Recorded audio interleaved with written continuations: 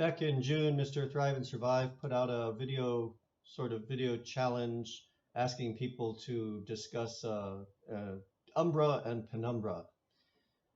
Well, several people did, including Mr. Sensible and Where's Wally? I think it was Where's Wally? I didn't do exactly the challenge he asked for, but I did put together a video that had to do with the geometry involved. I thought it might be useful when it came time to analyze some of the results that people obtained in their observations.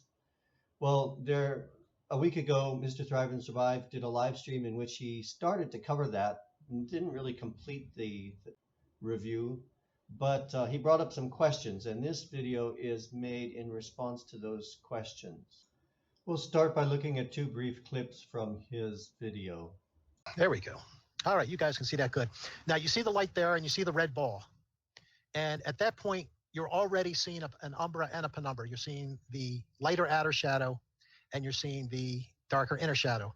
Notice that the distance of the light away from the blocking object, and notice in particular how close the blocking object is to the white paper that's showing the shadow.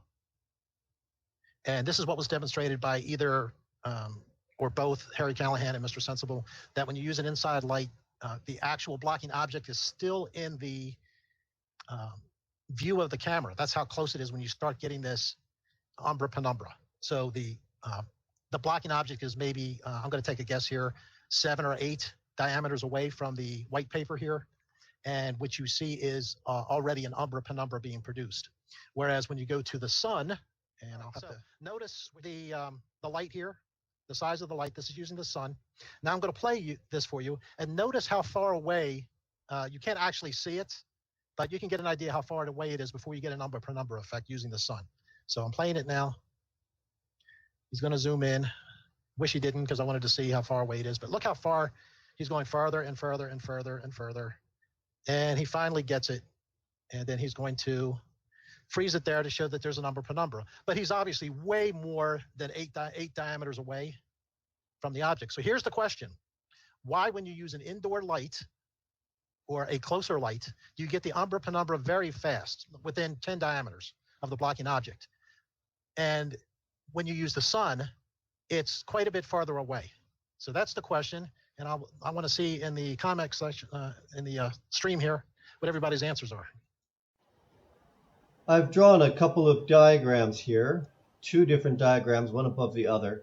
And what we see is the blue circle represents the object that is casting the shadow. And then I have drawn 2 light sources, a closer light source, which is larger than the blue, and a more distant light source, which is larger still.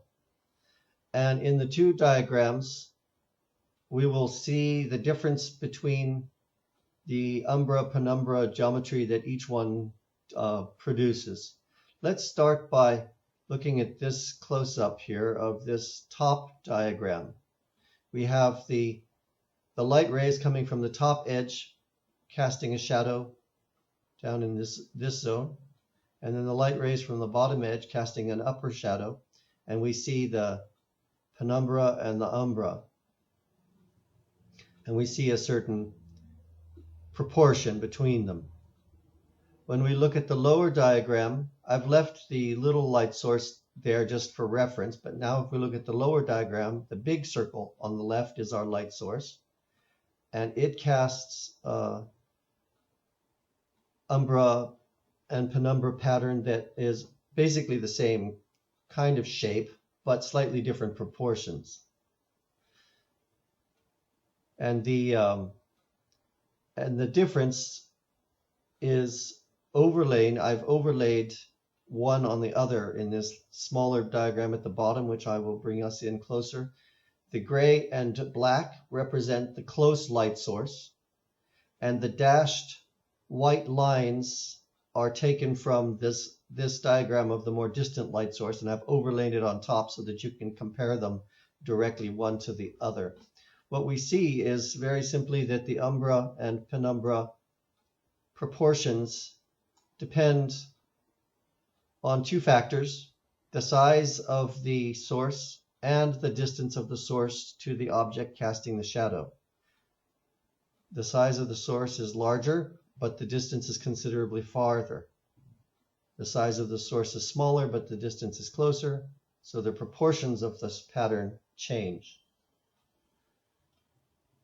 I want to mention just one other thing. The dark line here, this on the right, represents a surface receiving a shadow. And the dashed line here represents a closer surface receiving the shadow. It doesn't really matter where the shadow receiving surface is. That does not impact the geometry of the proportion or the proportions of the umbra and penumbra. But if it's a closer surface, you can see that the penumbra has not yet had a chance to splay as far as it has with the wider surface, with a more distant surface. So the farther away the surface, the more you're going to see the penumbra, the easier it will be to see the penumbra. And that applies regardless of which light source we're looking at. In both cases, the small and close light source or the large and more distant light source, the farther away the receiving surface is, the easier it becomes to see the penumbra. That's enough. Thanks for stopping by. If you liked this, please hit the like button, please subscribe, share this with your friends. Have a great day. Bye.